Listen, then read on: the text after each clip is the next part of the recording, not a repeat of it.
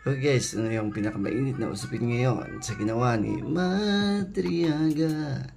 Si Madriaga Binoking ng original artist na si Tanya Lee tungkol sa painting.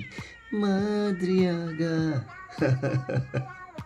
So, yung pag-uusapan natin ngayon guys, ito si Tanya Lee, yan, Tanya Gaisano Lee, na nagbigay kusa kay BP Sara ng kanyang painting at hindi niya kilala si Madriaga. Pero babasahin natin para at least ma-excite naman tayo. Uminit ang usapin sa impeachment proceedings laban kay BP Sara Duterte matapos direktang kontrahin ng artist na si Tanya Gaisano Lee ang naging pahayag ng testigong si Ramil Madriaga kaugnay pinagmula ng isang painting, no?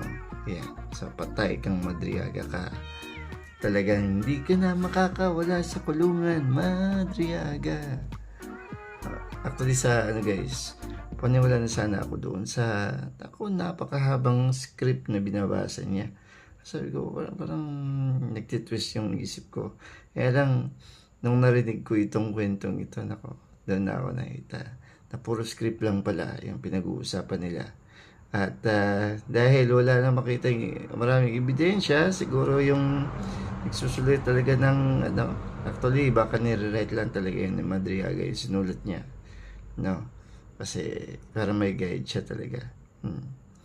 So wala tayong magawa, ganun talaga yung buhay. Kapag mali ay mali, no? Kung mali ang ginagawa, talagang magiging mali ang kalalabasan. So, weather.